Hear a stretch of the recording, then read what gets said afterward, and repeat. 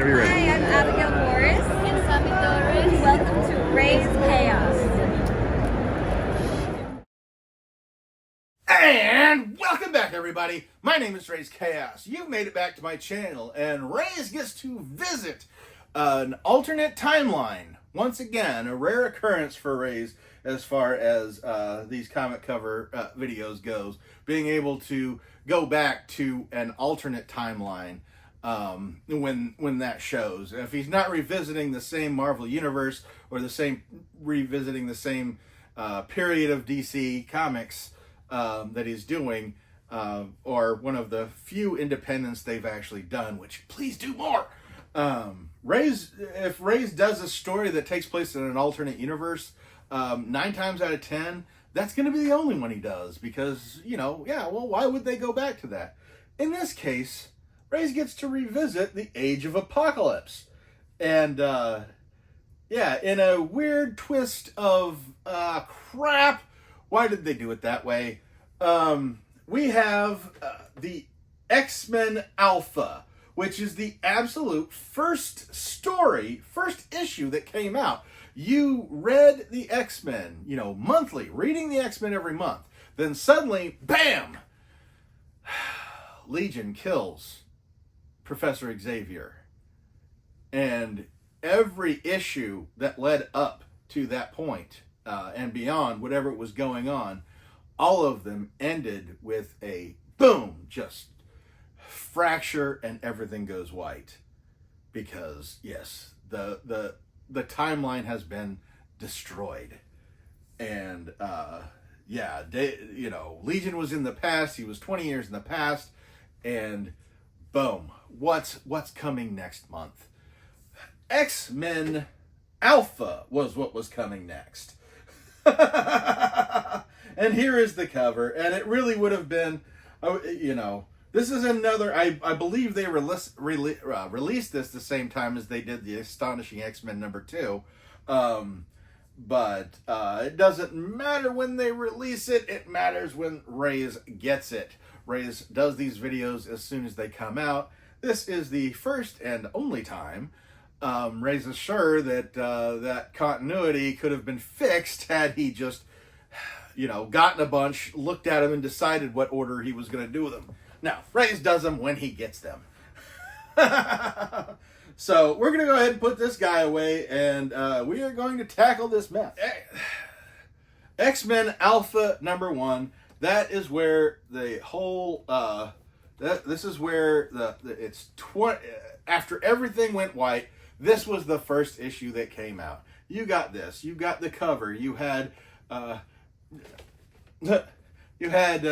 Magneto and Rogue standing up at the top. They are now the leaders of the X-Men.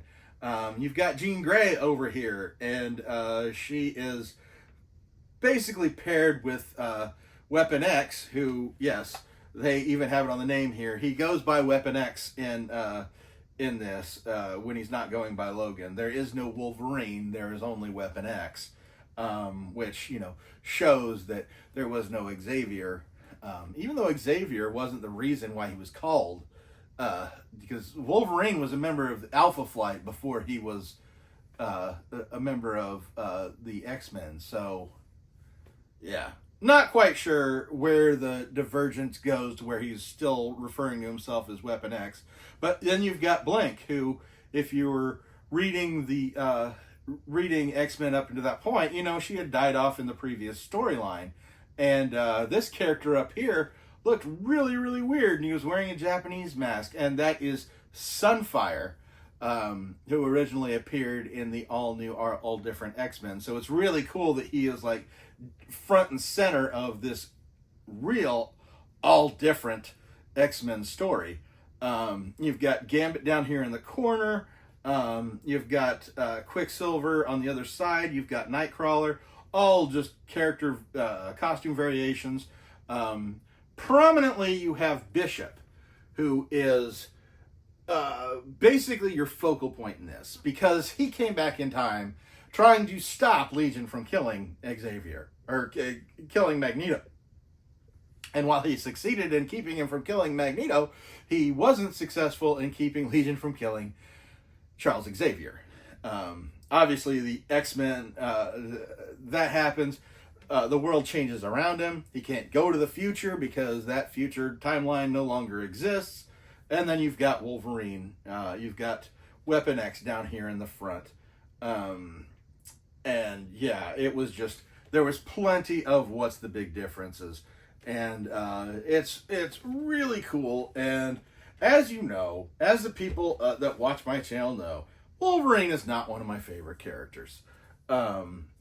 He's got entirely too many Wolverine comic covers because they do give him a lot of dynamic covers. Don't really mind this one so much because it is an alternate version of him, but, you know, would have liked it more if I didn't already have, like, Raze is going to count up how many freaking Wolverine covers he's got at this point. Because, yeah, it's too many. It's too many for a not a Wolverine fan to have. But, yeah, there's a lot of big differences. And one of the things that you automatically notice, and you know this was a big selling point, is that Wolverine has a metal stump on his left hand. Which, why does that even make sense? He's got a healing factor. What would have happened to stump his... Does that mean he doesn't have a healing factor in this? You know, I mean, it's a little detail like that is going to make even casual X-Men fans desperately need to pick this issue up. And continue on the story until it's explained, which it is explained. Don't really want to go into too much detail as to what it... But don't really want to go into too much detail as to what happens to Wolverine or Weapon X's hand in this storyline. But let's just say that Cyclops is a Cyclops in the Age of Apocalypse storyline. He has only one eye, and as I mentioned in the Weapon X comic, the stars of that, it wasn't just replacing the Wolverine monthly comic. It was Weapon X and Scarlet and Jean Grey. Like, it was those two that were palling around together. And Cyclops was in Factor X, or X Factor. I don't remember what they called it. That one of those two things, along with his brother, leading... basically, I don't want to. Well, maybe Cyclops was on the bad side at this point. Maybe he was one of Apocalypse's soldiers. But yeah, there was a lot of differences. One of the differences, especially with Sunfire, part of the reason why he is essentially looking like more like Johnny Storm than he is the Sunfire from the regular Marvel universe is because the X-Men are formed by Magneto, with holding up the legacy that Charles Xavier had started, and you know, teaching young mutants to learn about their powers and try and incorporate them. And yeah, that was one of the difficult things, is that Xavier and Magneto have two different teaching styles. Magneto's is push it. And in this case, yes, basically Sunfire is a living match because he was encouraged to push it when his powers were developing, and that caused a permanent change. One of the other things that is really kind of blatant that seems strange is Rogue standing next to Magneto. Because in the Age of Apocalypse, yes, Magneto and Rogue are married. And if you think that, well, Gambit's right there on the cover, did that cause a conflict? Yes, it did. That is why Gambit was in another book. But yeah, this issue was really good as far as showing you the setup, showing you how different that this Marvel universe was versus the regular one, because you just basically got from one month to the next, you had what you knew, and now you have to learn a whole new thing, because this issue takes place 20 years after the death of Charles Xavier. So there isn't a buildup there. You don't get to see where the divergence has happened. This is what the world is now, and they'll tell you in flashbacks and in backstories like how things went this route, and why characters are on the sides that they are, and the relationships and why they're different and that kind of thing. And that was a big thing. And of course, if you know Raze, you know that's part of what had him just more than the Wolverine missing a hand.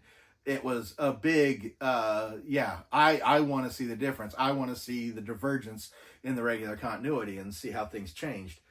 A lot of fun, and I think it's one of the best alternate timeline stories that I've ever actually encountered. I think that's primarily because it went on so long, because it started with X-Men Alpha #1, and it ended with X-Men Omega #1.